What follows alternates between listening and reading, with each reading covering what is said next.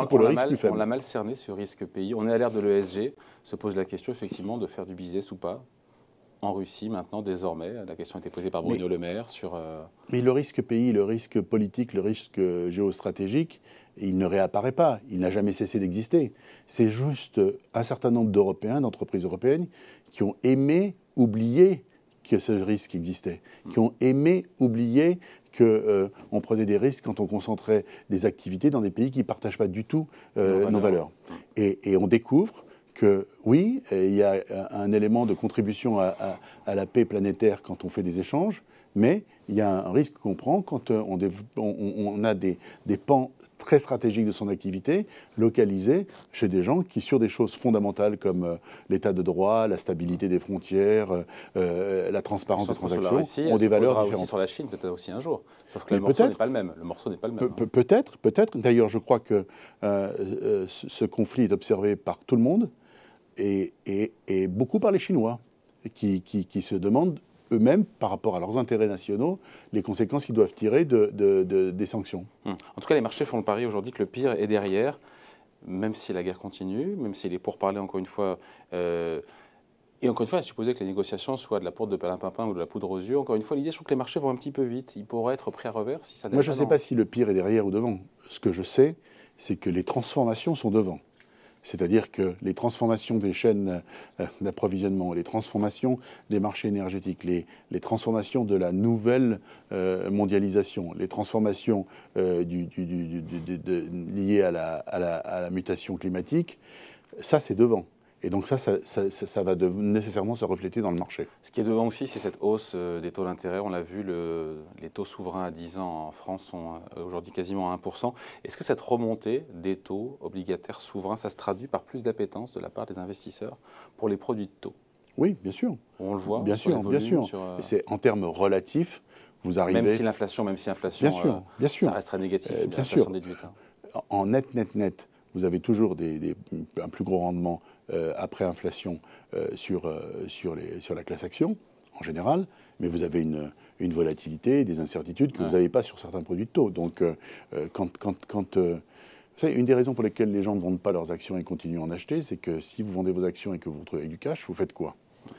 Et donc maintenant, effectivement, les gens se tournent vers certains produits de taux, mais vous n'avez pas des rendements encore une fois, compte tenu des taux réels après inflation, des rendements spectaculaires. Avec la flambée, Stéphane Boujnah, des prix de l'énergie, on sait que les marges de beaucoup d'entreprises, notamment industrielles, risquent d'être sous pression cette année. Il n'y a pas de sujet pour Euronext? Non, Euronext a peu d'exposition, enfin pas d'exposition du tout en Russie. Je pensais aux flambées des coûts.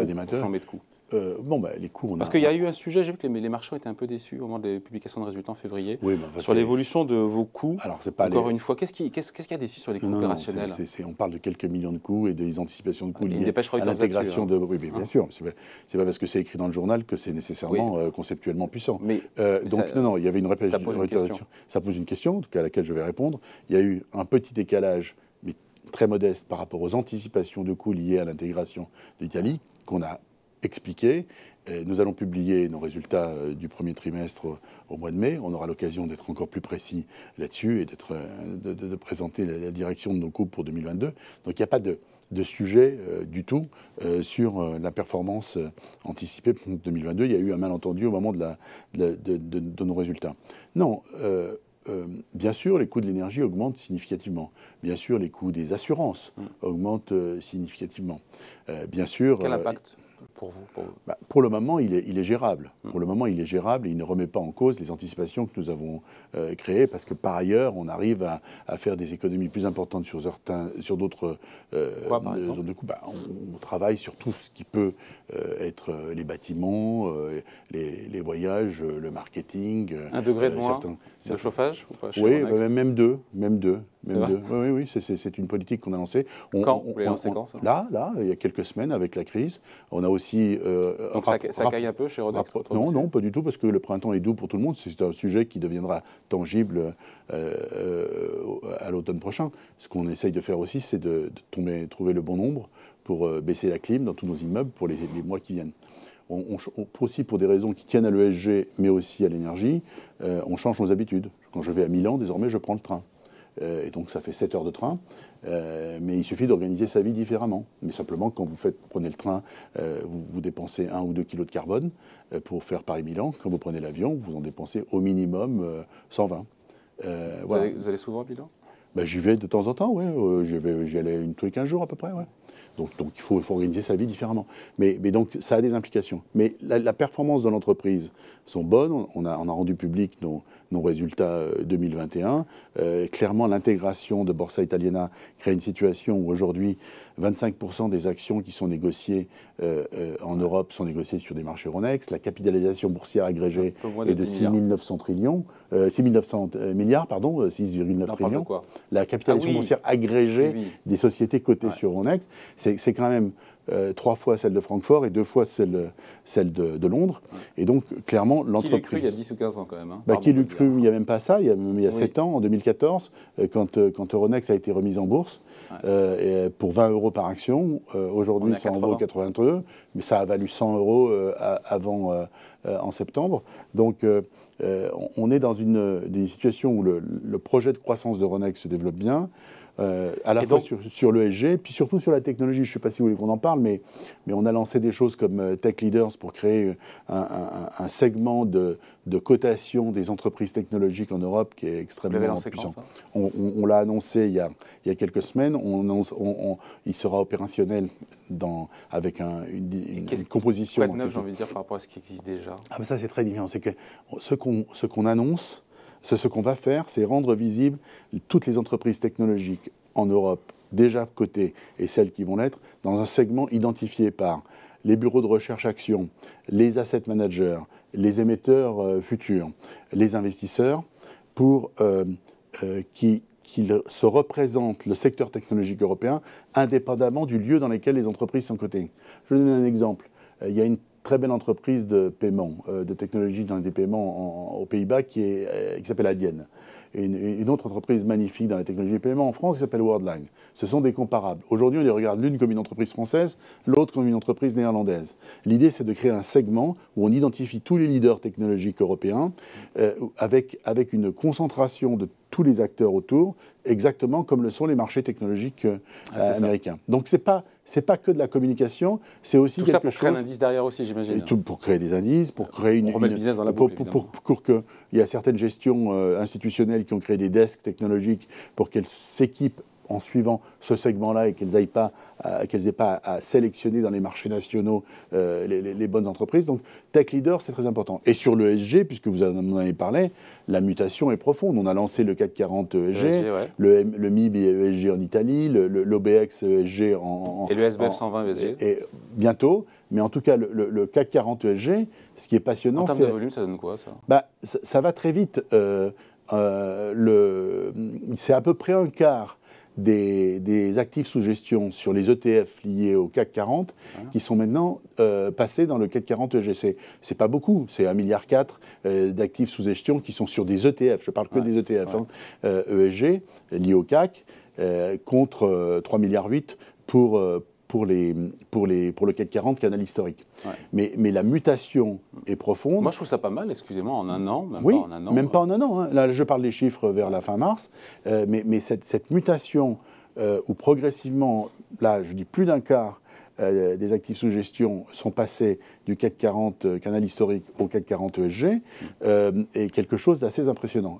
Et c'est le reflet d'ailleurs de ce qui se passe sur les autres familles de produits liés au CAC. Au final, Stéphane Boujnah, vos objectifs 2022, malgré tout ce qui se passe, malgré le ralentissement, la volatilité, le ralentissement plus d'inflation, vos objectifs 2022, vous les conservez aujourd'hui? Il n'y a pas besoin de faire une actualisation? Non. D'abord, on ne publie que nos objectifs, notre guidance, nos objectifs à 2024. On a publié nos objectifs de coût à 2022. Vous êtes serein pour 2022? Il n'y a pas de raison à ce stade de remettre en cause nos objectifs de coût de 2022 et de revenus. Et les objectifs implicites d'EBITDA et de revenus. Donc nous sommes... Parce que 2021 a été la meilleure année de l'histoire d'Euronext.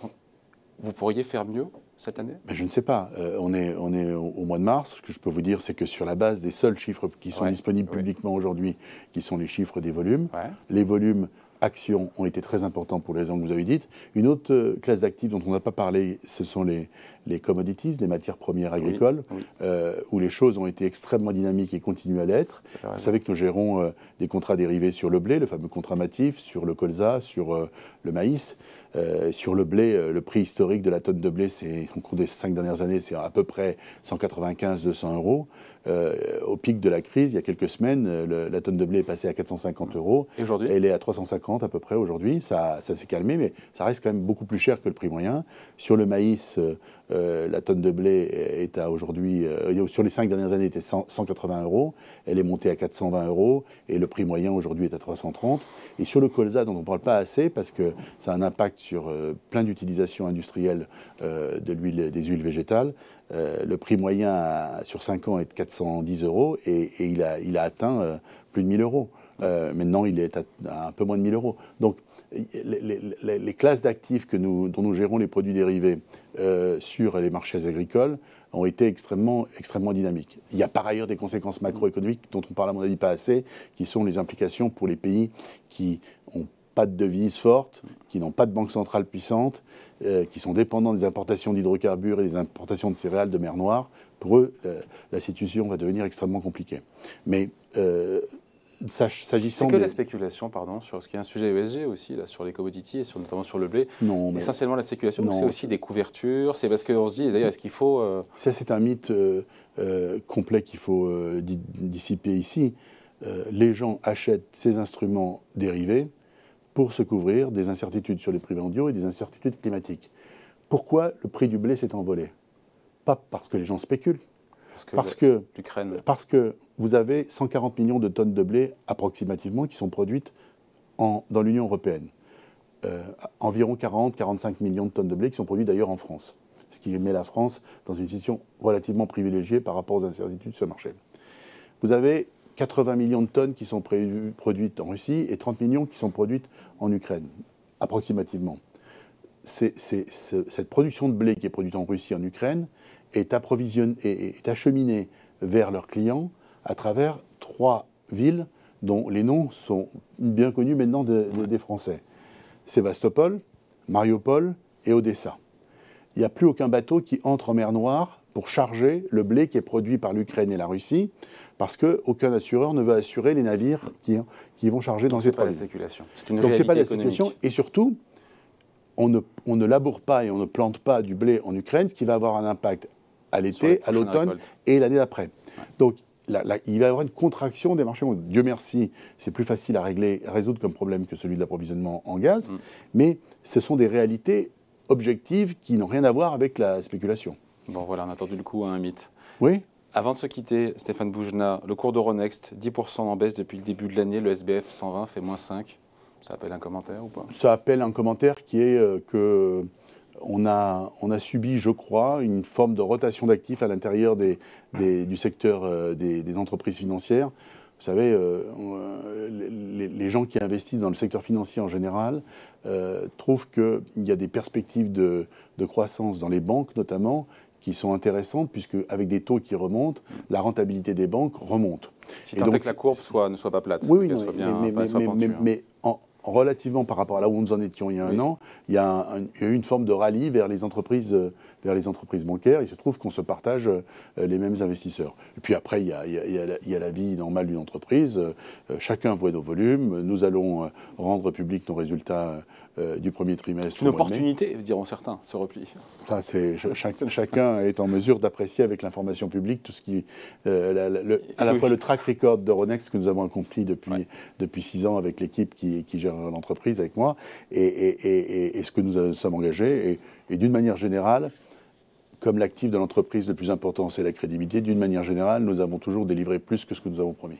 Bon voilà, merci en tout cas, merci de passer nous voir. L'homme du train, l'homme qui prend le train pour aller à Milan, on peut le croiser dans le TGV. Stéphane Boujnah, le président du directoire d'Euronext, invité de la grande interview en direct sur Boursorama. Merci.